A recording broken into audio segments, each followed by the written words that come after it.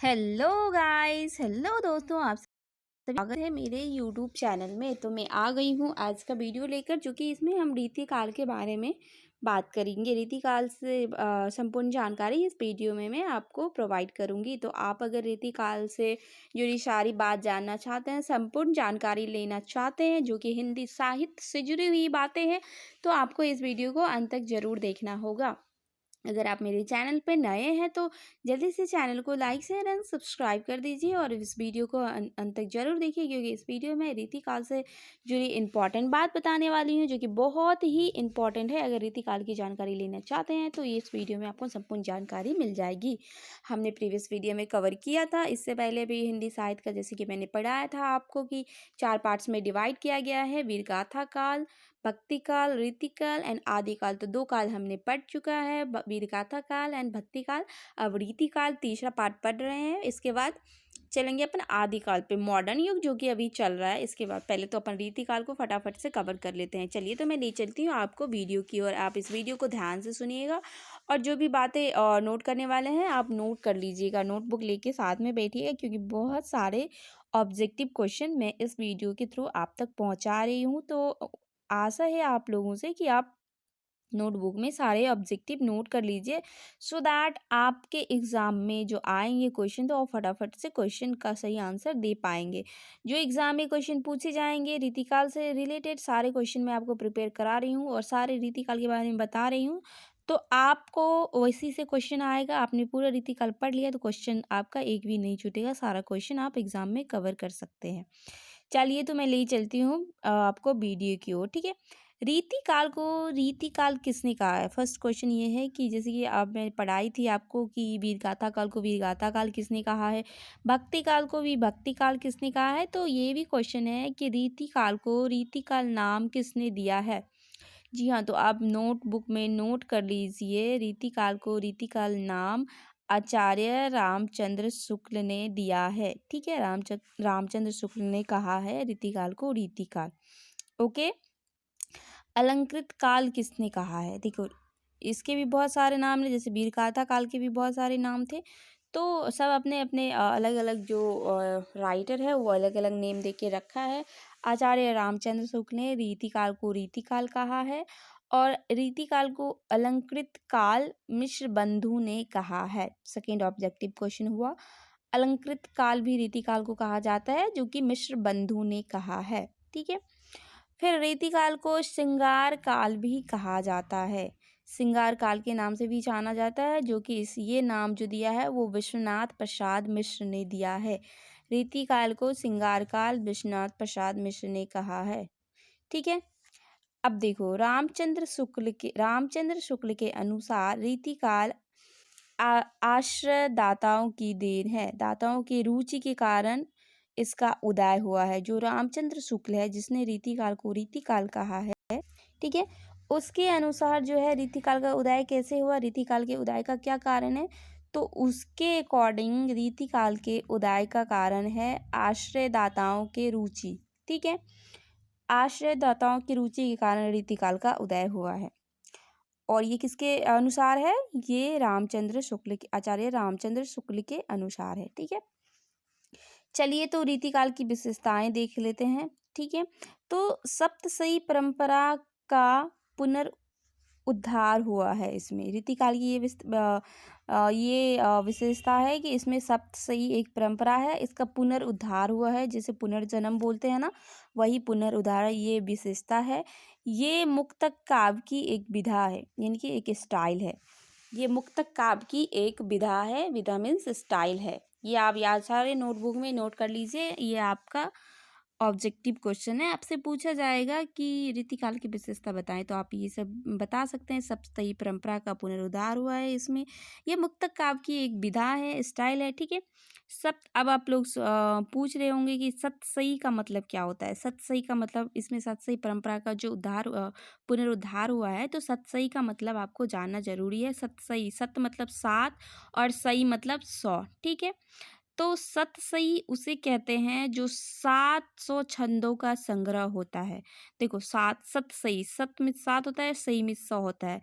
तो जो 700 छंदों का संग्रह होता है और इस छंद में दोहे की प्रधानता होती है, वो सप्तशयी कहलाती है। ठीक है, 700 छंदों की संग्रह होता है और इस छंद में दोहे की प्रधानता होती है, और बीच बीच में इसमें सरोठा और बरोठा छंद भी मतलब देखने को मिलता है, यूज़ किया गया है। सरोठा सोठा सॉरी सोरठा, ठीक है, मिस प्रोनाउंसिएशन हो रहा है। सोरठा और बरबे, ठीक है, सोठा और बरबे बीच बीच में इस छंद का भी प्रयोग किया गया है इसमें। सतसई परंपरा के जितने भी ग्रंथ माने जाते हैं उसमें श्रृंगार रस की प्रधानता मानी जाती है।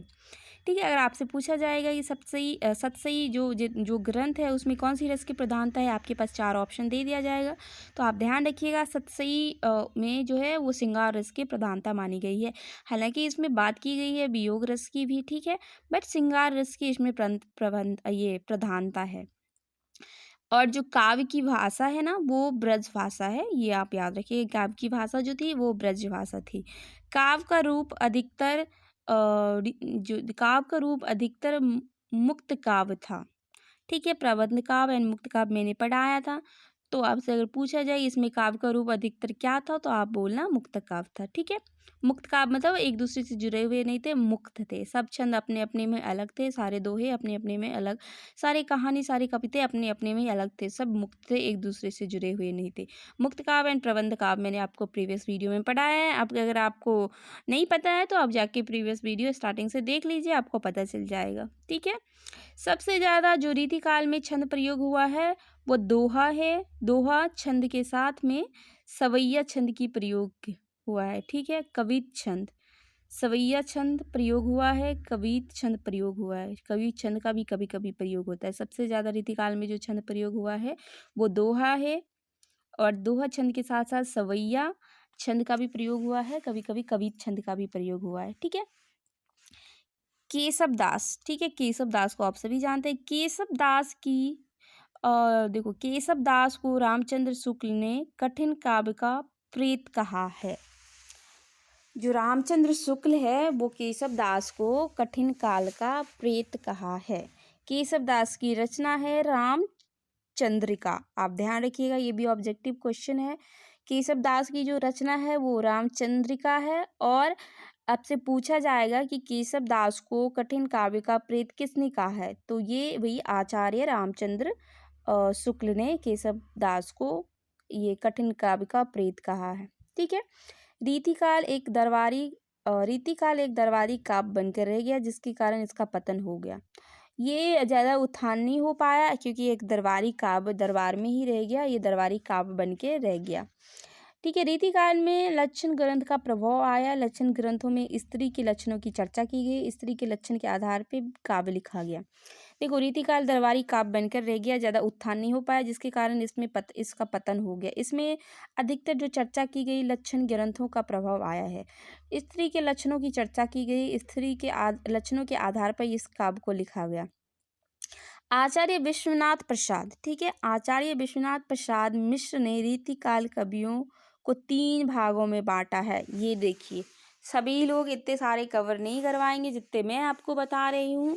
सब ये जो नॉर्मल बता देंगे रीतिकाल क्या है, और फिर आपको इसने 3 भागों में बांटा है ये पढ़ा देंगे। पर मैंने आपको स्टार्टिंग से बताया रीतिकाल की सारी विशेषताएं।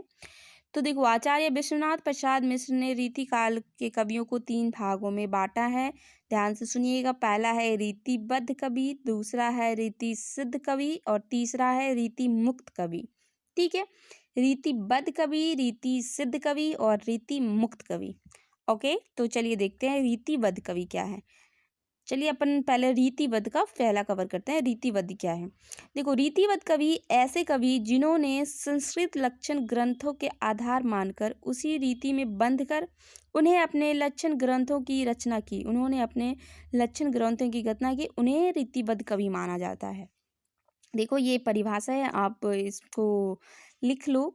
ऐसे रीतिबद्ध कवि उन्हें कहा जाता है, ऐसे कवि जिन्होंने संस्कृत लक्षण ग्रंथों के आधार मानकर उसी रीति में बंध कर उन्होंने अपने लक्षण ग्रंथों की रचना की, उनको रीतिवत कवि माना जाता है। ठीक है।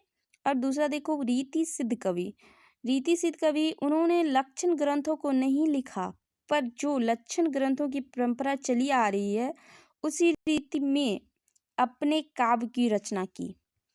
रीति सिद्ध कवि लक्षण ग्रंथ को नहीं माना, बट जो रीति अपनाने की जो एक परंपरा चली आ रही थी, रीति जो लक्षण ग्रंथ की परंपरा चली आ रही थी उसी रीति में अपने काव्य की रचना की, वही रीति सिद्ध कवि यही होता है। ठीक है, कहलाया। इसमें बिहारी आते हैं। रीति सिद्ध कवि में आपसे पूछा जाएगा का बिहारी कौन से कवि है, रीति बद्ध है, रीति सिद्ध है और रीति मुक्त है, तो आप रीति सिद्ध बताना। बिहारी रीति सिद्ध कवि में आता है। ठीक है, चलिए लास्ट वाला देख लेते हैं क्या था। लास्ट वाला रीति मुक्त था। ठीक है, तो ऐसे कवि जिन्होंने अपने काव्य की रचना स्वतंत्र रूप से की, किसी परंपरा को अपने आधार नहीं मानकर किसी परंपरा को अपने आधार नहीं मानकर मुक्त रूप से स्वतंत्र रूप से अपने काव्य की रचना की, वो रीति मुक्त कहलाया। ठीक है, रीति मुक्त। चलिए, तो रीति बद्ध कवि में कौन कौन से आते हैं ये देख लेते हैं। केशव दास, चिंतामणि, मतीराम, सेनापति, देव, पद्माकर और भिखारी दास, भूषण, ये सब सारे रीतिबद्ध कवि हैं। आपसे पूछा जाएगा एग्जाम में, ये सब ऑब्जेक्टिव क्वेश्चन है कि रीतिबद्ध कवि में कौन कौन से आते हैं। केशव दास, चिंतामणि, मतीराम, सेनापति, देव, पद्माकर, भिखारीदास, भूषण, ये सब रीतिवत कवि है। चलिए देख लेते हैं रीति सिद्ध कवि। रीति सिद्ध में बिहारी, जैसे कि मैंने अभी बताया, और एक रसनिधि है। ठीक है, और रीति मुक्त कवि में देख लेते हैं घनानंद, आलम, ठाकुर, बोधा एंड द्विजदेवा। ठीक है, द्विजदेव, ये सब रीति मुक्त कवि है। घनानंद, आलम, ठाकुर, बोधा एंड द्विजदेव, तो ये सब रीति मुक्त कवि है। चलिए आगे की वीडियो, इस वीडियो को मैं अभी भी यहीं पे अंत करती हूँ। आगे की जो रीतिकाल से जुड़ी बातें हैं वो नेक्स्ट वीडियो में हम कवर करेंगे। जितना मैंने पढ़ाया है, आप अगर प्रॉपर नोट बनाते हैं तो आपका रीतिकाल अच्छे से एकदम कालक्रम में वो आपका कंप्लीट हो जाएगा। इसका जो चैप्टर है ना वो अच्छे से कंप्लीट हो जाएगा, और एग्जाम में अगर क्वेश्चन आते हैं तो आप प्रॉपर इसका आंसर कर पाएंगे। चलिए मिलते हैं आपको नेक्स्ट वीडियो में, तब तक के लिए bye bye, take care. Video को देखने के लिए धन्यवाद।